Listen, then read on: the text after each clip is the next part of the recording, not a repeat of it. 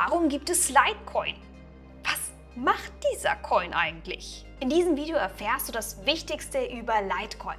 Wir sprechen über seine Geschichte, seine Beziehung zu Bitcoin und über seine Zukunft. Hat Litecoin seine besten Zeiten hinter sich? Genau, wenn du mich noch nicht kennst und den Kanal, dann klick jetzt noch schnell auf den Abo-Button, um in Zukunft mit dabei zu sein. Ich danke dir. Litecoin, kurz LTC, gilt als eine der ältesten Kryptowährungen der Welt. Seit seiner Einführung im Jahr 2011 hat Litecoin zahlreiche Höhen und Tiefen erlebt, von weniger als einem Cent. Zum Anfangsjahr erreichte Litecoin sein Allzeithoch von über $400 2021. Heute dümpelt der Kurs zwischen 60 und 75 $, vor sich hin.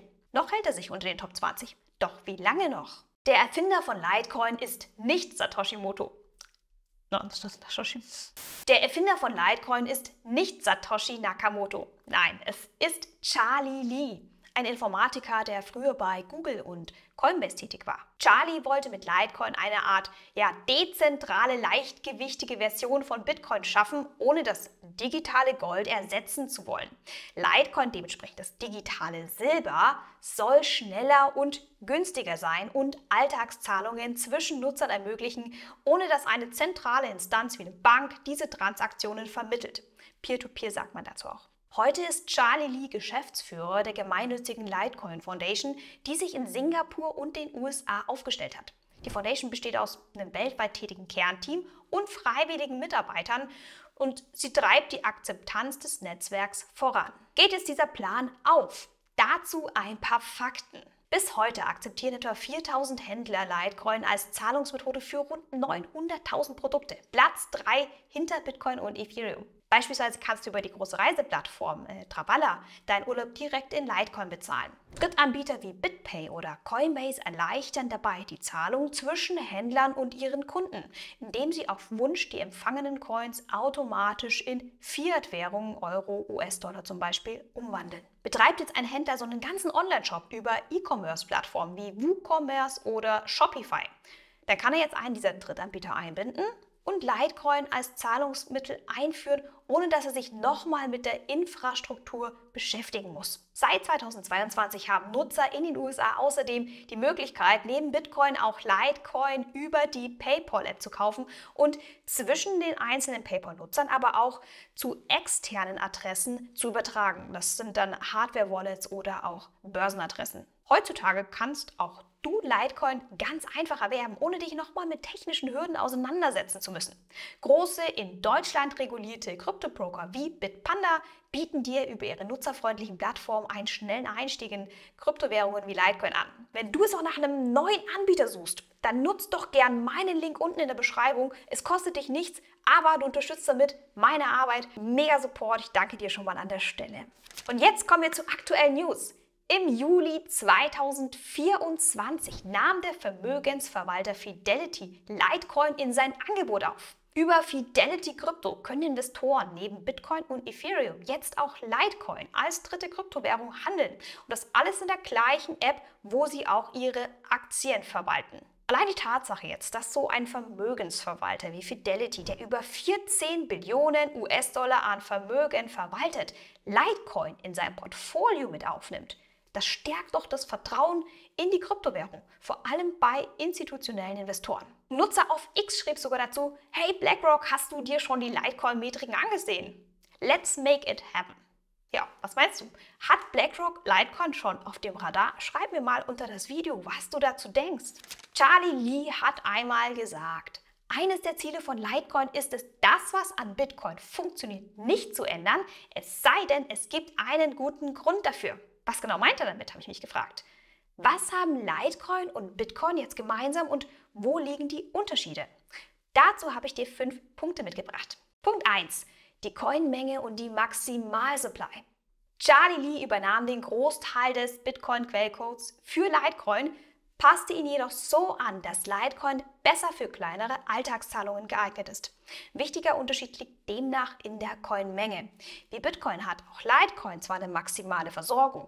Allerdings sind es bei Litecoin 84 Millionen Coins, also 4-mal so viele Coins wie bei Bitcoin, das auf 21 Millionen Coins begrenzt ist. Die größere Coinmenge sorgt für eine höhere Verfügbarkeit.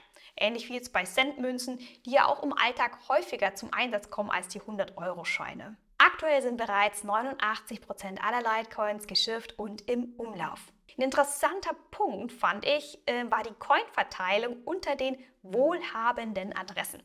Links siehst du jetzt hier im Bild die Litecoin-Daten zum Stand des Videos und rechts Bitcoin.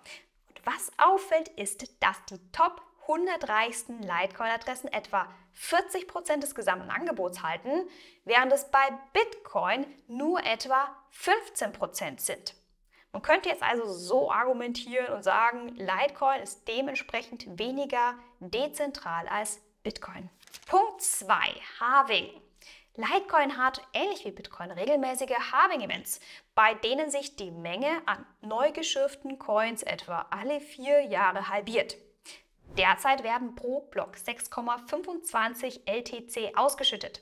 Das letzte Halving fand im August 2023 statt und das nächste wird für den Sommer 2027 erwartet.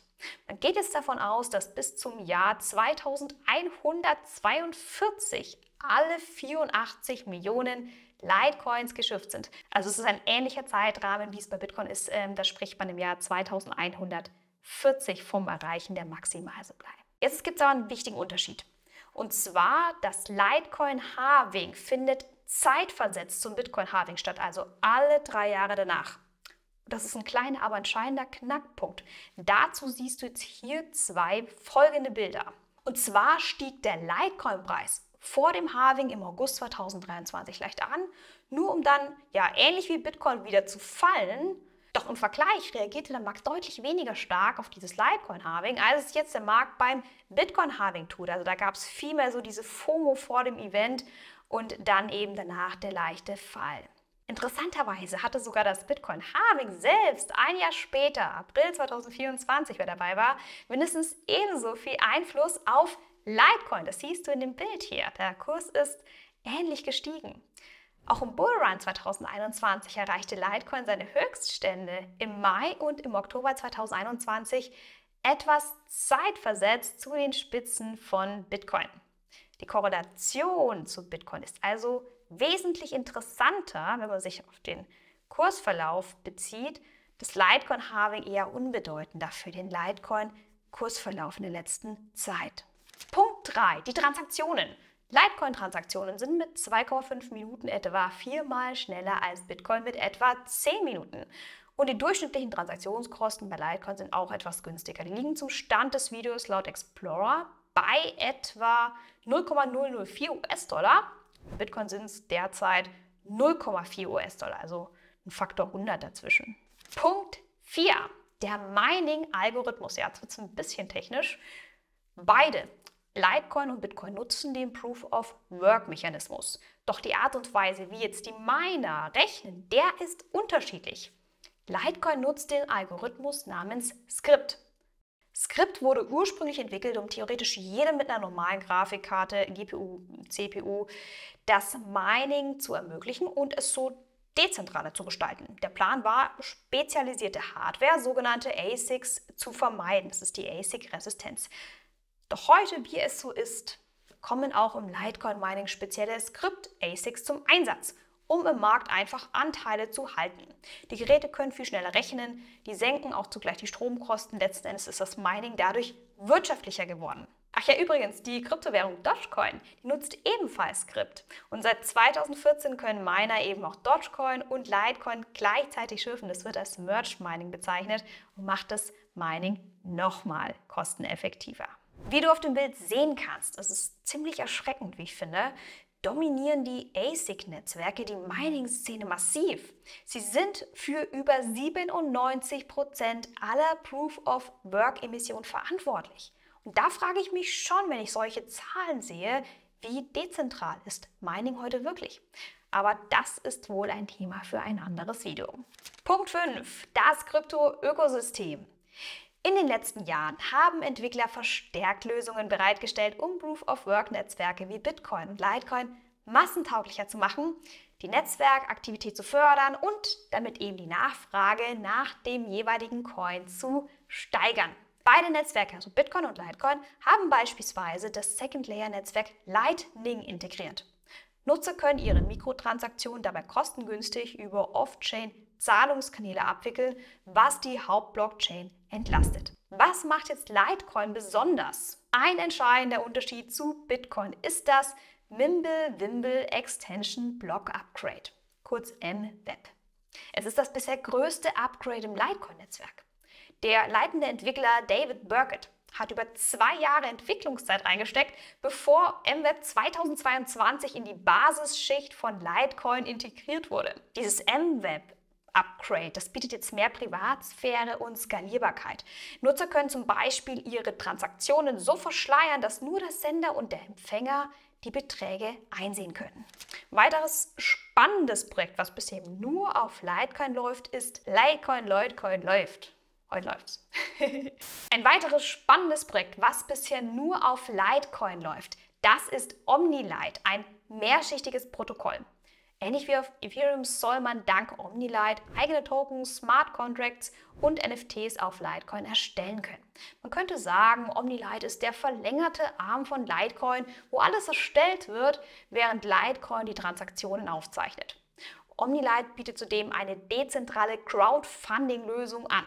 Das heißt, angenommen, du möchtest jetzt ein Projekt auf OmniLite starten, dann können dir andere Nutzer direkt Litecoins an deine Projektadresse senden.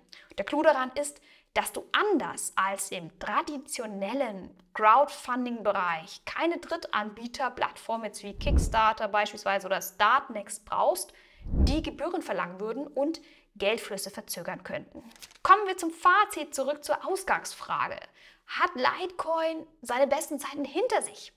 Und dazu schauen wir uns mal die Use Cases nochmal an. Denn klar ist, Litecoin ist kein Ersatz für Bitcoin und sein Potenzial als Wertspeicher bleibt meiner Meinung nach begrenzt. Im vergangenen Jahr hat Litecoin im Vergleich zu Bitcoin deutlich schlechter performt. Investoren sehen in Litecoin weniger ein langfristiges Wertaufbewahrungsmittel als im Vergleich zu Bitcoin, aber das war ja auch von Anfang an gar nicht der Plan. Das heißt, also was hat Litecoin gut gemacht? Und zwar hat es sich vom Use Case her gut als Zahlungsmittel etabliert. Litecoin bietet schnellere Transaktionen, besticht mit seinem Charakter als klassische Peer-to-Peer-Kryptowährung, hat quelloffene Software unter MIT-Lizenz. Zudem hat es eine gute Infrastruktur, eine gute Point-of-Sale-Infrastruktur, Drittanbieter wie BitPay, was es für Händler sehr attraktiv macht, das Ganze aufzustellen. Die können sich wiederum mit Litecoin gegen Inflation in ihrer eigenen Fiat-Währung absichern, neue Kunden gewinnen oder auch sich einfach ein zweites Standbein aufbauen. Jetzt gibt es aber auch Schwachstellen. Kritiker sehen zum Beispiel immer wieder Schwächen in der Netzwerksicherheit im Vergleich zu Bitcoin. Ein bekanntes Beispiel ist das sogenannte Orphan-Problem. Häufigere Blöcke, Litecoin ist schneller, führen zu mehr verwaisten Blöcken, die potenzielle Schwachstellen für Angriffe sein könnten. Das Projekt Casper setzt genau an diesem Orphan-Problem an. Und das führt uns jetzt gleich zum weiteren Schwachpunkt, denn Litecoin steht zunehmend in Konkurrenz zu neueren Proof-of-Work-Generationen, wie Casper zum Beispiel, die eben auch schnell und kostengünstig sein wollen, die auch digitales Silber sein wollen. Und dann konkurriert es noch Litecoin zusätzlich mit dem wachsenden Stablecoin-Markt, den es ja vor 10 Jahren eben noch nicht so gab. Wie Tether, Circle, also USDT, USDC, die werden immer stärker. Die bestechen eben natürlich durch ihre geringere Volatilität und sind dadurch auch eben ideal für Alltagszahlungen geeignet. Und hier kann jetzt eben Litecoin nur mit seiner langen Historie punkten. Litecoin braucht also jetzt frischen Wind, ganz dringend. Fidelity sagte dazu, Entwickler bauen den Nutzen weiter aus. Sie kopieren, was bei Bitcoin gemacht wird, sind aber nicht innovativ. Das wirft natürlich die Frage auf, ja, wenn Bitcoin so innovativ ist, innovativer als Litecoin, seine Funktionen stetig immer selber weiter im Ökosystem, welche Rolle spielt dann noch Litecoin? Und genau hier könnte es eine spannende Nische für Litecoin entstehen. Litecoin könnte sich als Testumgebung für zukünftige Bitcoin-Upgrades etablieren. So wie Kusama als Spielwiese für Polkadot dient, konnte Litecoin ja auch schon in der Vergangenheit für Bitcoin dienen. Zum Beispiel durch die Aktivierung von Segwit oder durch die Integration des Lightning-Netzwerks. Ob Litecoin jetzt auch zukünftig für Bitcoin herumtestet, in Anführungszeichen, oder Bitcoin einfach lieber selber an sich baut, das ist bis zum heutigen Stand schwer einzuschätzen. Auch in anderen Schlüsselbereichen als Ethereum oder Solana, Killer, wir hatten das schon, DeFi, NFT, liegt Litecoin im Vergleich zur Konkurrenz einfach noch deutlich im Rückstand in den Kinderschuhen. Es gibt ja neue Funktionen, wie Runes, die Ordinals, Plattformen wie Omnilight, die eingeführt wurden. Die haben natürlich schon die Netzwerkaktivität zuletzt etwas angekurbelt. Es fehlen aber momentan so ein paar Alleinstellungsmerkmale, die Litecoin von anderen großen Smart Contract Plattformen abheben würden. Litecoin steckt derzeit möglicherweise in einer Identitätskrise, schreibt Fidelity dazu. Der Chart spiegelt letztendlich diese Unsicherheit, diese Identitätskrise wider. Wenn ich das mal so anguckt, hatte Litecoin in den letzten Wochen, Monaten ja immer wieder Schwierigkeiten, wichtige Widerstandsniveaus zu durchbrechen. Die Prognosen für 2024 variieren total stark, was sich einfach nicht so ganz so schlüssig ist, wo so die Reise hingeht. Zwischen $40 und $180 werden da genannt. Für 2025 grenzt man sich da schon so ein bisschen mehr ein.